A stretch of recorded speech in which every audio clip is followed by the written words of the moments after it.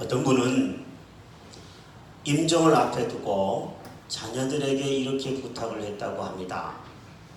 내가 죽거든 슬퍼하면서 눈물을 흘리지 말고 노래를 한 곡 틀어다오. 그 노래는 핸델의 메시아로 틀어다오. 이렇게 이야기한 분이 있다고 합니다. 죽음을 앞두고 노래를 들으면서 천국에 들어가기를 원하는 마음이 있기 때문에 그런 부탁을 하는 줄로 압니다. 본문에 지금 모세는 죽음을 앞두고 있는 상황에 있습니다.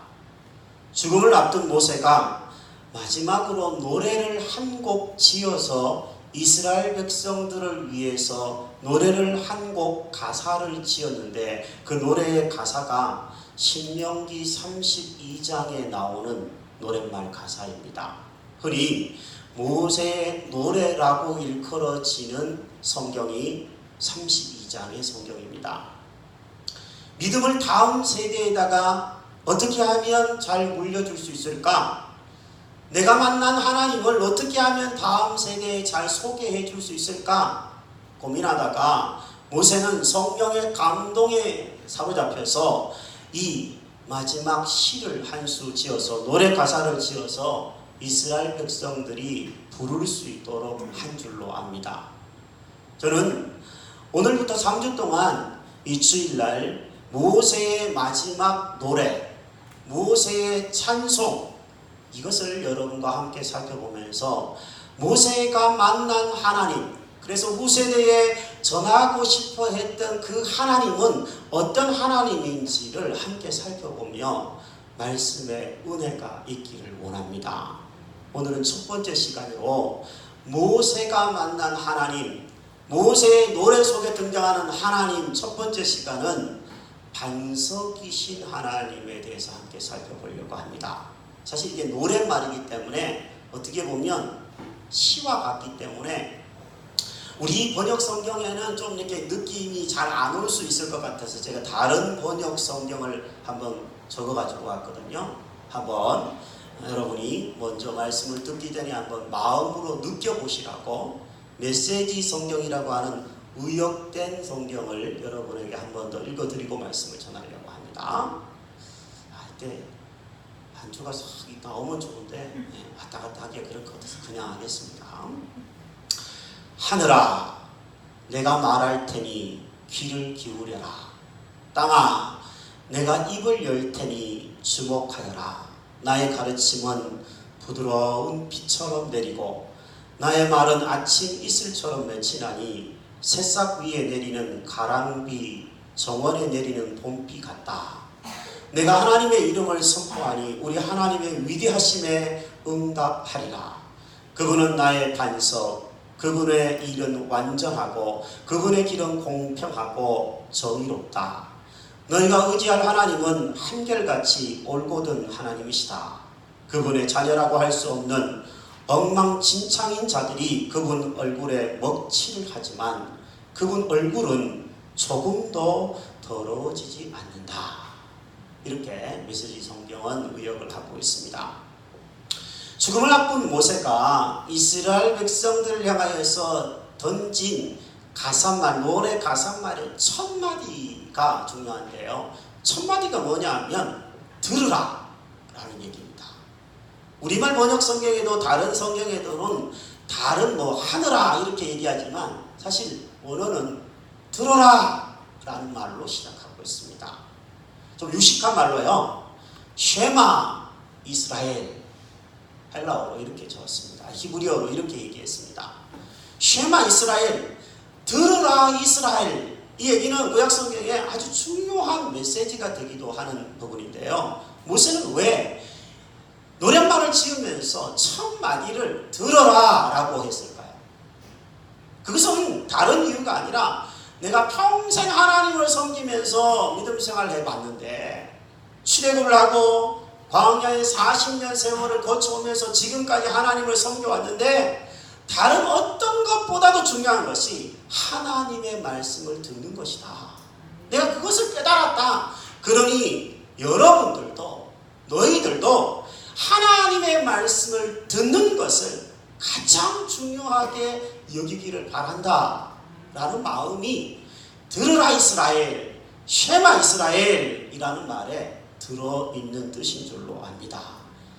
하나님의 말씀을 이 모세는요 가장 중요하게 여기며 후손들에게 그 말씀을 듣는 태도를 얘기하고 있습니다. 본문을 읽어보면 이 모세가 하나님의 말씀을 비유를 했는데요, 비에다가 비유를 했습니다.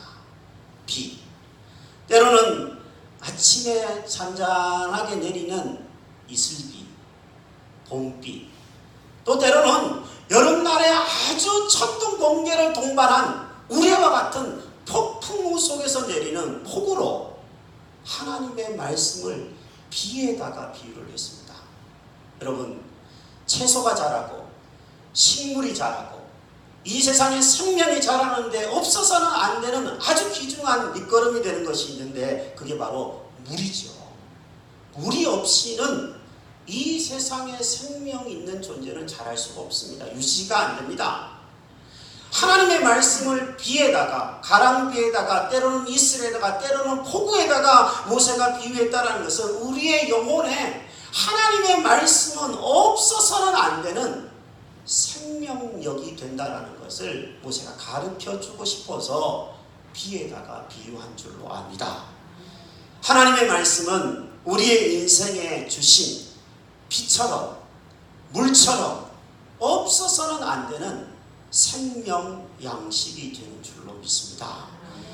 이 말씀, 이 하나님의 말씀을 어떤 태도와 자세로 받느냐는 우리의 인생이 달려있는 문제라고 생각이 되어집니다. 제가 전임 부교역자로 사역을 했던 삼능교회라고 하는 교회가 있었는데요, 거기에서 저는 전임 전도사, 강도사, 또 부목사 4년의 세월을 목회를 했습니다. 그 교회에 한 장로님의 이야기를 나중에 글을 통해서 알게 됐는데요, 그 교회에 지금도 장로님으로 섬기시는 한 분이 계신데, 이분이 젊은 시절에 운전을 하다가 사고로 사람을 치고 말았습니다. 근데 처음으로 사람을 친 게 아니라 두 번째로 사람을 친 분이 되셨어요. 누군가가 뺑소니 사고를 내고 도망을 가버린 거예요. 사람이 길에 누워있는데 모르고 이 장로님이 지나간 겁니다. 사람이 죽고 말았어요. 그러니까 어떻게 됩니까? 잘 보이지도 않은 새벽에 일어난 이 사고로 인해서 이분은 절지에 구치소 신세를 지게 되었습니다. 3개월 정도 구치소에서 갑작스럽게 생활을 하게 되었답니다. 이때 당시에 이분은 교회를 다니지 않고 있었어요. 예수를 믿지 않고 있었다고 합니다. 근데 구치소에서 지내는 3개월 동안 뭐 할 수 있는 일이 아무것도 없잖아요. 여러분, 구치소 면회 가보셨는지 모르겠는데 목회하면서 저도 몇 번 가봤거든요. 면회. 정말 아무것도 할 게 없을 것입니다. 근데 그 구치소까지 들어가 있는 게 있어요. 그게 이제 성경입니다. 그래서 이분은 너무 무료한 시간을 달래기 위해서 성경을 읽기 시작을 했다고 합니다. 성경을 읽는데 뭐 하나님의 말씀의 뜻은 잘 모르겠고 이런 마음이 들더래요. 내가 어쩌다가 여기에 와 있나? 내 인생이 어쩌다가 이렇게 되었을까? 내가 어린 시절에는 교회를 다니고 하나님을 믿었는데 내가 하나님을 믿지 않아서 이렇게 되었나? 이런 생각들을 자연스럽게 하기 시작을 했대요. 그래서 내가 여기서 잘 나갈 수만 있다면 어린 시절에 믿었던 그 하나님을 다시 믿으면서 믿음 생활을 해야 되겠다. 이렇게 마음에 결심을 하고 하나님의 은혜로 그곳에서 나와서 신앙생활을 시작했어요. 그리고 지금은 한 교회를 섬기는 장로님이 되어 있기도 합니다. 하나님은요, 때로는 우리의 인생에 고난이라고 하는 어려움이라는 것을 안 주시면 좋을 것 같은데 그것을 통하여서 선한 일을 행하시고 하나님의 말씀에 가까이 있는 사람, 저와 여러분들이 되도록 하시는 것이 하나님의 계획인 줄로 압니다. 시편의 기자는 이렇게 얘기했습니다. 고난당하기 전에는 내가 그릇 행하였더니 잘못된 길을 갔더니 이제는 주의 말씀을 지키나이다. 여러분에게 감히 말씀드릴 수 있는 것은 여러분이 고난 당하기 전에 하나님의 말씀을 지킨다면 고난이 와도 능히 이길 힘을 하나님이 주실 것입니다. 하나님의 말씀에서 빗나가는 삶을 살다가는 고난이 있고 어려움이 있겠지만, 그러나 하나님의 새로운 은혜가 여러분의 삶을 회복해 가실 줄로 저는 기대합니다. 이전 감사 예배를 드리면서 우리 교회에 오셔서 말씀을 전해주셨던 화은교회 시찰장님이자 화은교회 목사님이신 정희진 목사님이 주셨던 말씀을 여러분 기억하시는지 모르겠습니다. 저는 말씀을 제가 들을 때 메모를 하는 습관이 있습니다. 부흥회 때, 사경회 때 들었던 말씀 몇 번이나 제가 이렇게 복습을 해봤는데요. 이번에도 그렇게 했습니다. 무슨 말씀을 주셨습니까? 데살로니가 교회의 모습을 보면서 모든 믿는 자의 본이 되었던 이 교회, 왜 그렇게 본이 되었는지에 대한 이야기를 하셨어요. 왜 그렇게 본이 되었다고요? 하나님의 말씀을 받는 좋은 태도 때문이었다고 얘기했습니다. 데살로니가 교회 성도들은 어려움 속에서도 환난 중에서도 성령의 기쁨으로 말씀을 받았어요. 그들은 바울의 메시지를 사람의 말이 아니라 하나님의 말씀으로 받았습니다. 그래서 그들이 모든 믿는 자들의 본이 될 수 있었습니다. 그것이 우리가 지난주 들었던 메시지예요. 저는 그 메시지를 들으면서 이렇게 제가 메모를 했어요. 하나님의 말씀을 전하는 나의 태도가, 목회자인 나의 태도가 성도님들의 생사가 달려있다, 이렇게 썼습니다. 제가 하나님의 말씀을 전하는데 대충 얼렁뚱땅 말씀은 여기 있는데 그냥 내 얘기 대충 하면서 전하는 그런 사람이 되어서는 안 되겠다라는 두렵고 떨리는 마음이 제게는 있습니다. 제가 말씀을 하나 준비하기 위해서 끙끙거리는 태도를 가끔 여러분에게 설명하는데요. 제가 토요일 날 되면 거의 살이 1-2kg 정도는 빠질 거라고 저는 생각해요. 말씀을 준비하는 게 쉬운 일이 아닙니다. 물론 오랫동안 해왔으니까 경험으로 할 수도 있어요, 대충. 그러나 하나님 앞에서 내가 생명의 말씀을 전하는데, 또 여러분에게 어떻게 보면 한 주간의 성패가 달려있는 한 시간인데, 이 말씀을 전하는 저의 태도가 얼마나 두렵고 떨리는 마음이어야 되는지 제가 하나님 앞에서 조심하지 아니할 수가 없다고 생각합니다. 그러나 제가 말씀을 전하는 태도만큼 중요한 것이 여러분의 태도인 줄로 압니다. 여러분이 하나님의 말씀을 듣는 태도가, 아유 목사님 또 잔소리 하신다, 아유 목사님 오늘따라 꾸지람하시네, 이렇게 들으면, 사람의 말로 들으면 아무런 유익이 되지 않을 것입니다. 열매도 없을 것입니다. 그러나 반대로 사람이 말을 하는 것이지만 하나님의 말씀이 나에게 비처럼 물처럼 폭우처럼 때로는 폭풍우처럼 나에게 필요한 말씀으로 목사님을 통하여 주신다 라고 믿고 받아들이게 된다면 말씀의 역사는 여러분에게 나타날 줄로 저는 믿습니다. 데살로니가전서에 이런 말씀이 있죠. 이 말씀이 또한 너희 믿는 모든 자 가운데 역사하느니라.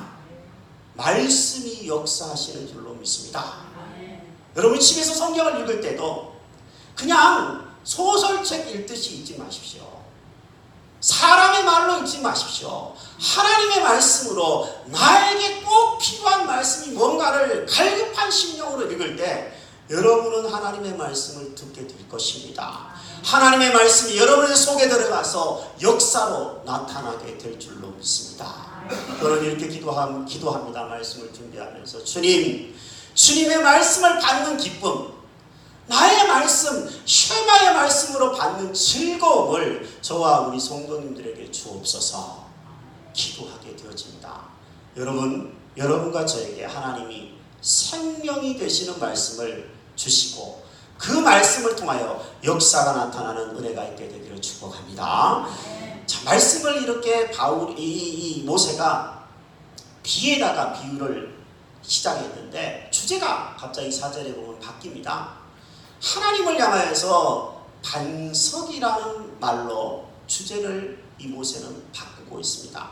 하나님은 반석이십니다. 이렇게 표현을 하고 있거든요.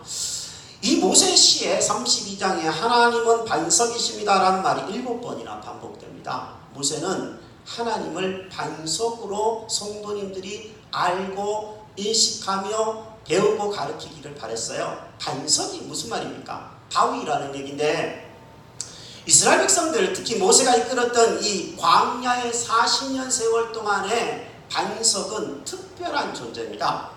자, 광야가 어떤 곳입니까? 바위가 잘 없습니다. 물론 바위가 있긴 하지만 모래가 제일 많습니다. 여행자들이 광야의 사막과 같은 그 폭풍우를 뚫고 지나가는 데 있어서 반석은 그들이 피할 수 있는 유일한 피난처와 같았을 것입니다. 또 뜨거운 태양빛이 내려오는 때에는 그런 광야를 횡단하는 데 있어서 이 반석은 그늘을 제공하는 반가운 존재였을 것입니다.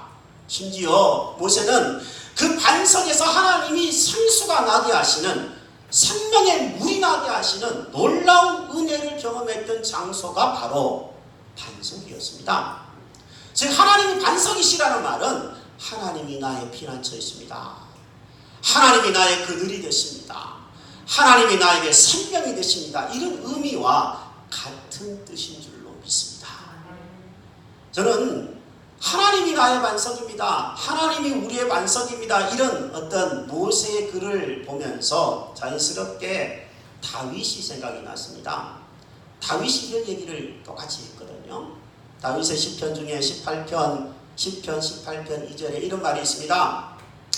여호와는 나의 반석이요 나의 요새시요 나를 건지시는 이시요 나의 하나님이시요 내가 그 안에 피할 나의 바위시요 나의 방패시요 나의 구원의 뿌리시오니 나의 산성이시로다. 다윗의 이야기 중에서는 제일 중요한 표현이 뭐냐면 나의 라는 말이라고 생각합니다. 신앙은 나의 하나님을 만나는 것입니다. 목사님이 만난 하나님, 물론 은혜가 될 수도 있어요. 간접적인 경험이 될 수 있어요. 그러나 그것은 나의 신앙은 아닙니다. 부모님이 만난 하나님, 아무리 부모님이 신앙이 좋아도요, 자식이 하나님을 만나지 못하면 자식의 신앙은 자라지 않습니다. 그래서 부모님의 신앙도 중요하고 목사의 신앙도 중요하지만 이웃의 신앙도 중요하지만 나의 신앙이 가장 중요한 요소입니다. 여러분, 하나님이 나의 반석이십니다. 하나님이 나의 그늘이십니다. 하나님이 내가 피할 피난처가 되십니다. 하나님이 나에게 생명이 되십니다. 이렇게 고백할 수 있으시겠습니까? 여러분이 그렇게 고백할 수 있는 나의 하나님, 나의 반석으로 하나님을 만나는 은혜가 있게 되기를 주의 이름으로 축복합니다. 시편 1편을 읽어보면요, 의인을 시냇가에 심은 나무에다가 비유를 했고 악인은 바람에 나는 겨에다가 비유를 했습니다. 오늘 본문으로 한번 곁들여 본다면 하나님을 믿는 신앙은 뿌리가 깊은 생명력 있는 신앙이고 단단한 반석 위에 세워진 신앙이지만, 그렇지 않은 신앙은 바람이 불면 휘날려 가버리는 겨와 같고 폭우가 한번 오면 싹 쓸려 가버리는 모래 알갱이와 같다라는 의미입니다. 휩쓸려 가버리기 쉽고 죽어버리기 쉬운 악인으로 살지 말고 의인으로 반석 위에 또 혹은 시냇가에 뿌리를 내린 든든한 사람이 되라라는 의미가 있는 줄로 압니다. 우리는 가끔 하나님을 저버리기도 합니다. 바람에 날리는 겨처럼, 모래 알갱이처럼 바람 불고 폭우가 오면 휩쓸려 갈 때도 있었음을 부인할 수가 없습니다. 어느 날은 하나님을 뜨겁게 사랑했지만 또 어느 날은 하나님 이외에 다른 것을 섬기려고 할 때도 있었을 것입니다. 어찌 보면 우리는 변덕쟁이였습니다. 하지만 하나님은 여전히 한결같으셔서 변함이 없으셔서 반석이 되어주셨습니다. 지금도 변함없는 반석이 되어주시면서 이 자리에 하나님이 함께 계신 줄로 믿습니다.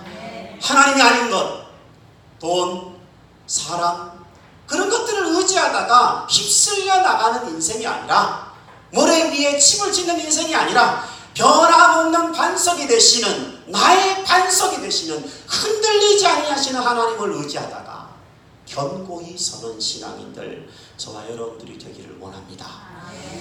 각자 인생에도 나의 반석을 만나야 되겠지만, 저는 교회도 반석 위에 세워지는 교회가, 우리 희망의 교회가 되었으면 좋겠습니다.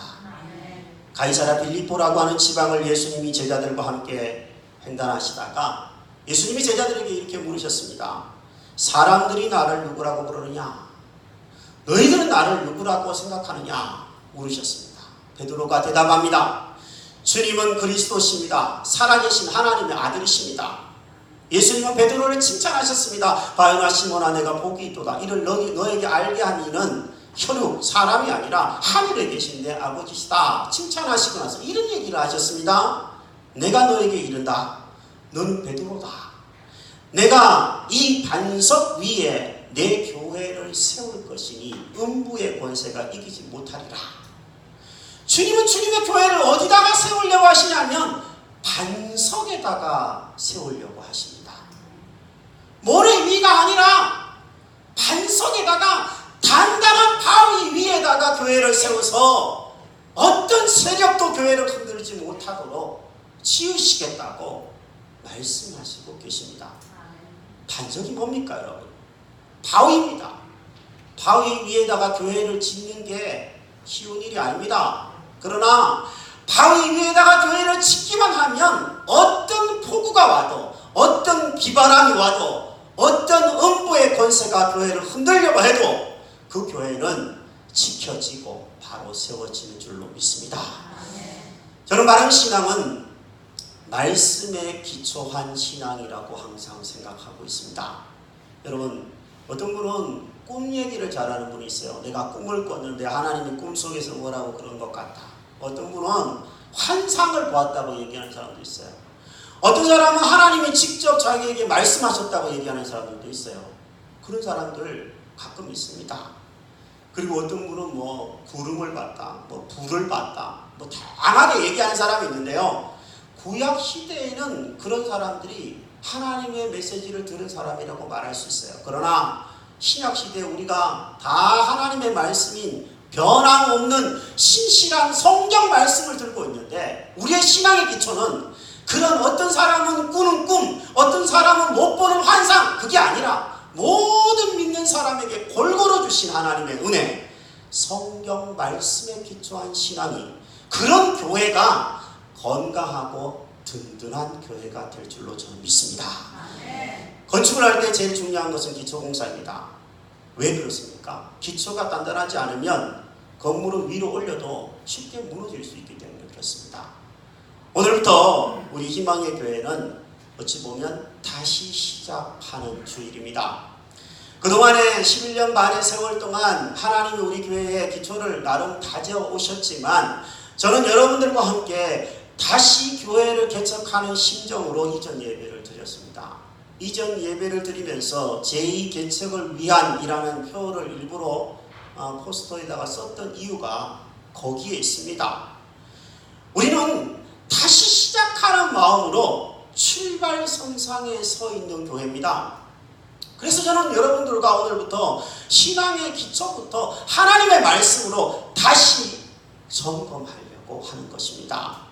새 출발하고 싶어서 그런 겁니다. 신앙의 기초인 하나님의 말씀 위에 우리가 다시 한번 든든히 설 때 이 교회는 어떤 사람의 말로 넘어지지 않고 어떤 음부의 권세도 넘보지 못하는 반석 위에 세워지는 교회가 될 줄로 믿습니다. 저와 함께 신앙의 기초부터 다시 한번 점검하고 든든하게 서게 되기를 주의 이름으로 부탁드립니다. 특히 여기에 와서 저를 만나고 우리 교회를 만나서 다시 출발하는 우리 성도님들, 여러분들 복음의 기초나 말씀의 기초가 없다고 생각하지 않습니다. 다 있습니다. 그러나 다시금 기초를 점검하면서 우리가 함께 아름다운 교회로 세워져 갈 수 있게 되기를 주님의 이름으로 부탁드립니다. 말씀을 마무리합니다. 우리의 인생에는 바람이 붑니다. 사실 우리의 인생은 참 연약하여서 작은 바람만 불어도 흔들리고 휘날리는 인생인 것 같아요. 광야의 모래알과 같은 인생입니다. 불안정한 인생입니다. 어쩌면 어떤 분들은 겨처럼 바람 불면 훅 날아가 버리는 그런 분들도 가끔 있습니다. 기분 따라 왔다 갔다 하는 분들도 있습니다. 개인의 삶에, 가정에, 나라의 어려움이 한번 바람이 폭우가 불면, 폭풍우가 불면 말할 수 없이 정신을 차리지 못하고 흔들리는 그런 경우들도 간혹 있는 것이 우리의 인생입니다. 우리의 인생의 모습이 그렇습니다. 이런 불안정하고 이런 쉽게 흔들리는 인생에서 우리가 어디에다가 안정감을 두고 어디에다가 우리의 마음을 둘 수가 있겠습니까? 오직 변함이 없고 한결 같으신 반석이 되신 하나님 안에만 우리의 안정과 안전이 있는 줄로 믿습니다.